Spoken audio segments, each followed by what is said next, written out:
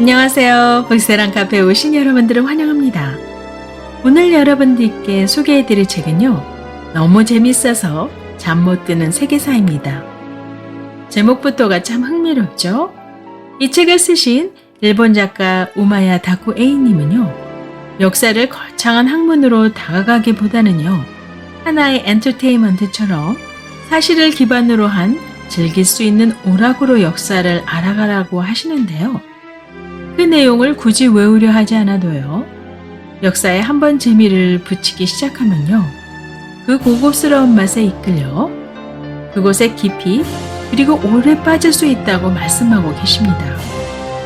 자, 그럼 지금부터 한번 그 재미있는 이야기 속으로 들어가 보도록 하죠.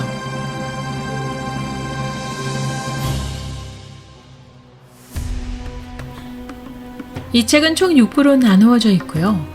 그 안에 각 장들로 구성되어 있는데요. 동서양에서 일어난 사건들을 적절하게 잘 섞어 놓았어요. 시대에 따라 각 나라들의 역사들을 재미있게 서술하고 있습니다. 오늘은 그 중에서 여러분들께 이슬람에 대해 말씀드리려고 합니다. 이슬람을 창시한 무하마드는요, 메카 출신이라고 하는데요. 명문 쿠라이족 상인이었다고 하죠. 무하마드는 610년 메카에서 빈곤층을 중심으로 유일신인 알라에 귀화하라는 포교 활동을 펼치면서요. 빈부의 격차는 없어야 한다고 주장하는데요. 모두가 유일신 알라 앞에서는 평등하다고 이야기합니다. 자신이 바로 부유한 상인이었기에요.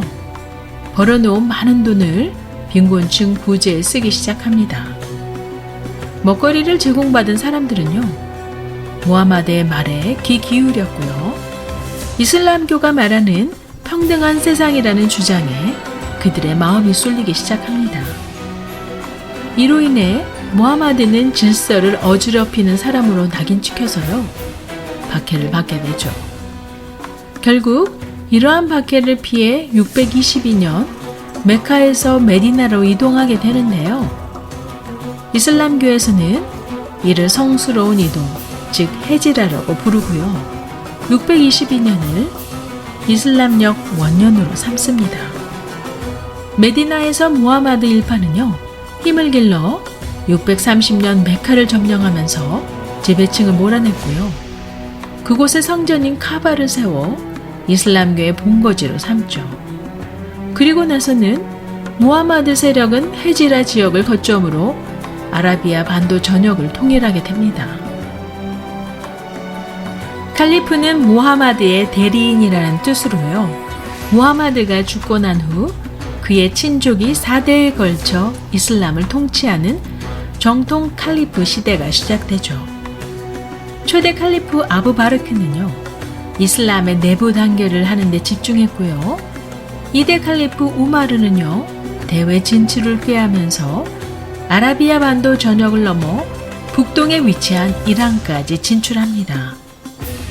642년에 니아반드 전투에서 이겨 이란, 이라크를 수중에 넣으면서요. 중동 지역에서의 이슬람 세력을 더욱 굳히게 됩니다. 유럽과 아시아를 잇는 동서교역로가 부활했고요. 교역에서 얻어들인 이익은 이슬람을 더욱 강력하게 만들었죠.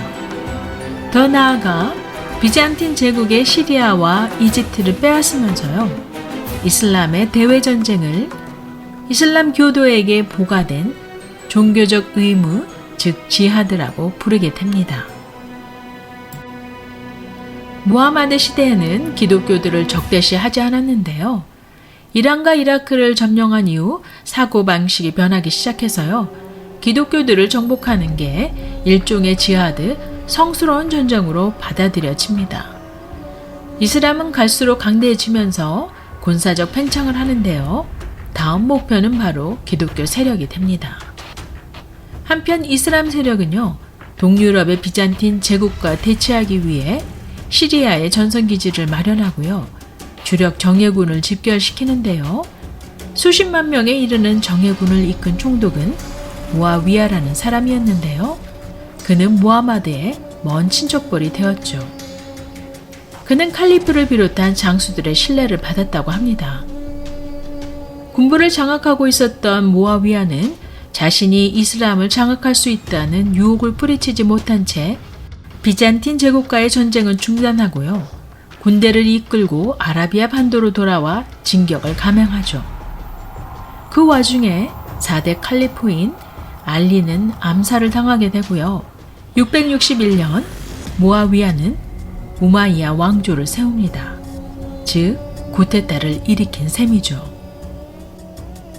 이렇게 군인 정권으로 세워진 우마이야 왕조는요. 비잔틴 제국의 공격을 본격적으로 재개해서 소아시아를 정복하고요. 비잔틴의 수도 콘스탄티노플 공격을 시도하지만요. 그들의 단단한 수비 앞에 실패하고 맙니다. 하지만 우마이야 왕조의 정복 야심은 그치지 않았고요. 발칸반도를 넘어 유럽으로 가려는 것이 쉽지 않게 되자 그들의 군대는 북아프리카를 우회해야 하는 상황을 피할 수가 없었죠. 그래서 북아프리카를 통해 스페인으로 들어갔고요. 유럽을 그 다음에 공격하려는 새로운 전략을 세우게 됩니다. 711년에 스페인을 점령한 후에 서유럽 세력과 충돌하게 되는데요.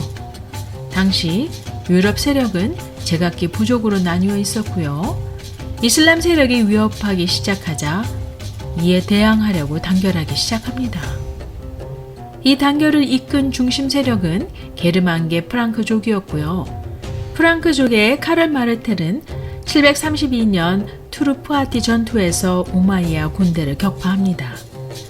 이 카를 마르텔의 자손이 바로 서유럽 세계를 통일한 카롤루스 대제이고요. 이슬람의 위험이 오히려 서유럽을 단결시켜 통일로 이끈 원인이 됩니다. 군사 시스템으로 유지하고 국가의 번영을 유지해왔던 우마이야 왕조는요. 프랑크족과의 전투에서 패배한 뒤 군사 시스템이 와해되면서요. 힘을 잃고 무너지게 됩니다. 그리고 750년에는 새롭게 아바스 왕조가 뒤를 이어 건국됩니다. 아바스 왕조는 우마이야 왕조같이 군부로 이루어진 국가는 아니었고요. 경제 성장을 주력하면서 과거 왕조에서 군인 집단이 엘리트 특권 계급으로 취급돼 세금이 면제되는 그러한 군인들의 특권을 없애려고 했고요. 군사주의의 잔해를 없애려고 했습니다. 이에 군인들의 반발은 커졌고요. 아바스 왕조를 따르지 않는 군인들이 후 우마이야 왕조를 따로 건국하며 독립을 합니다. 시아파는 4대 정통 칼리프의 알리를 신봉하는 소수파이고요. 이에 비해 다수파는 수니파입니다. 시아파는 무하마드의 딸 파티마의 사위인 알리와 그 자손만을 정통 칼리프로 해줄 것을 주장했고요. 이른바 반체계적인 성격을 띠고 있어서요. 그들은 우마이야 왕조도 아바스 왕조도 인정하지 않았습니다. 그래서 우마이야 왕조 때부터 시아파는 탄압을 받아왔고요. 아바스 왕조 때 더욱 강력하게 탄압을 받게 됩니다. 이에 시아파는요. 아라비아 반도를 떠나 이집트로 피신하게 됩니다. 그리고 그곳에서 파티마 왕조를 세우게 되죠. 이와 같이 이슬람은요. 분단에 분단을 거듭하게 되고요. 이후에도 이슬람 각지에서는 여러 왕조가 생겨나게 되죠.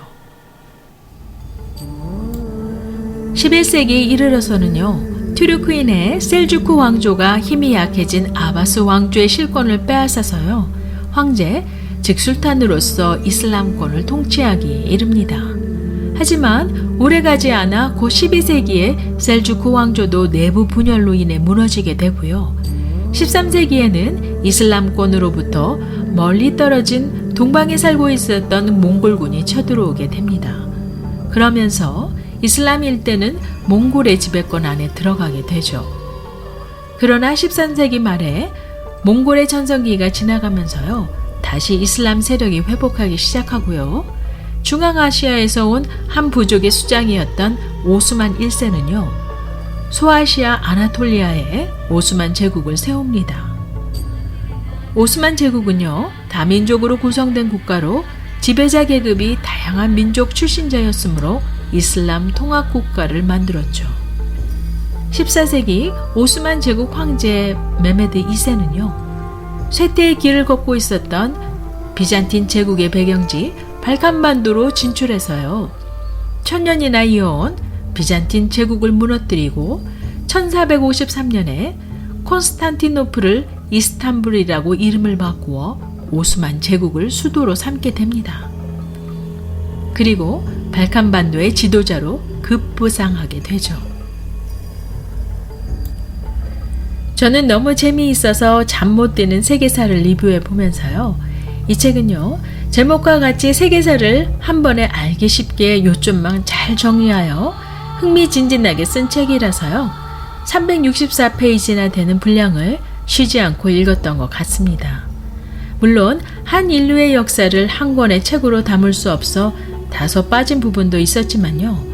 세계사 전체를 파악하는 데는 전혀 부족함이 없는 책이라고 여겨집니다. 주로 역사의 무대에서 서양사가 많이 대두되지만요. 이슬람의 역사를 간략하게나마 들여다보니 이슬람의 역사도 곳곳에서 많은 왕조가 일어나면서요. 흥망성쇠를 거듭한 역사라는 것을 알 수 있었습니다. 또한 이슬람의 역사를 이해하고 보니 세계사를 좀 더 폭넓게 이해하게 되었고요. 오늘날의 아랍 국가들을 이해하는 데 도움이 되었던 것 같습니다. 꼭 한번 이 책을 읽어보실 것을 추천드리고요. 벌써 이 영상으로 북사랑 카페가 50개의 영상을 올리게 되었네요. 처음에는 아주 부족함이 많은 영상으로부터 시작해 점점 나아지는 제 영상을 꾸준히 시청해주신 구독자님들께 감사드리고 싶습니다. 앞으로도 계속해서 발전해 나갈 것을 약속드리면서요. 구독, 좋아요 잊지 마시고요. 그럼 다음 영상에서 뵐 때까지 안녕히 계세요.